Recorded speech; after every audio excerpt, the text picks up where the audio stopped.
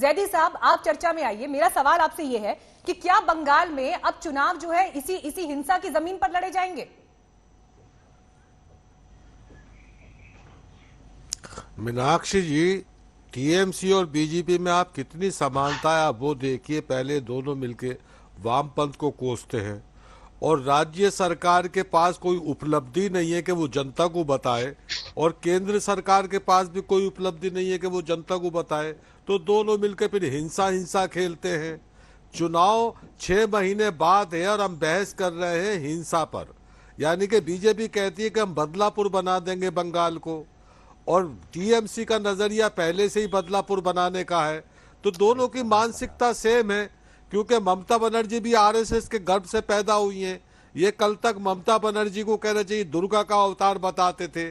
आज किसान त्राहिमाम कर रहा है, राजधानी के ड्योढ़ी पर बैठकर इंसाफ मांग रहा है, और हमारी बदकिस्मती ये देखिए कि हम बहस कर रहे हैं बंगाल की हिंसा पर कि आने वाले 6 महीने के अंदर बंगाल का जो चुनाव होगा किस मुद्दा पर होगा। अरे आइए, बीजेपी वाले और टीएमसी वालों को हम दावत देते हैं कि आइए किसानों की समस्याओं पे बात करते हैं, बेरोजगारी पे बात करते हैं, पलायन पे बात करते हैं, जो आप सरकारी कंपनियां जो बेची हैं आपने उन पे बात करते हैं, जो अपने आकाओं को पट्टे पर किसानों की जमीन आप देने जा रहे हैं, चलो उस पे बात करते हैं, शिक्षा पे बात करते हैं। ये उस पे बात करने को तैयार नहीं है। दोनों बंगाल को कुरुक्षेत्र बनाने, पश्चिम बंगाल में हिंसा के इस इतिहास से लेफ्ट के हाथ भी कोई साफ तो है नहीं, लेफ्ट के हाथ भी उससे साफ नहीं है। और इसीलिए बार बार सवाल ये उठ रहा है कि आखिर एक स्तर पर आकर नेताओं को, दलों को जिम्मेदारी लेने की जरूरत है।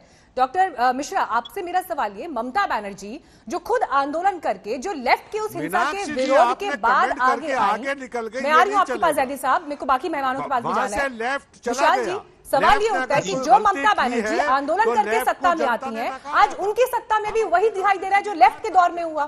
फर्क क्या है? देखिए मीनाक्षी जी, बात बहुत स्पष्ट है।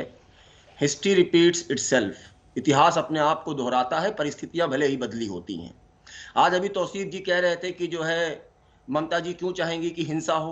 अरे भाई, उसी लेफ्ट, जब लेफ्ट को हराकर वो आई थी तो क्या लेफ्ट से जो उनकी हिंसा हुई थी, क्या लेफ्ट ने ये इच्छा जाहिर की थी कि हम हिंसा करें ताकि हम पावर से बाहर हो जाएं? तो ये साफ साफ कहीं ना कहीं ये दर्शाता है कि आज बंगाल में अत्याचार, अराजकता और अंधकार है, इसमें कोई दो राय नहीं। राजनीतिक हिंसा को संस्थागत रूप दे दिया गया है। आज बंगाल में 3 ही चीज मुझे दिखाई देती हैं।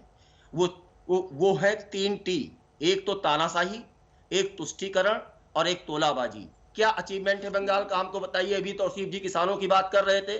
70 लाख किसानों को इन्होंने कहां पर लाकर छोड़ दिया है, महज इस जिद में कि हम प्राइम मिनिस्टर किसान सम्मान जो निधि से पैसा जाएगा वो पहले हमको आए और उसके बाद में हम अपना कट मनी रोक लें, तब हम किसानों को दें। अरे भाई, पीएम ने कहा कि नहीं, हम डायरेक्ट किसानों के खाते में ट्रांसफर करेंगे।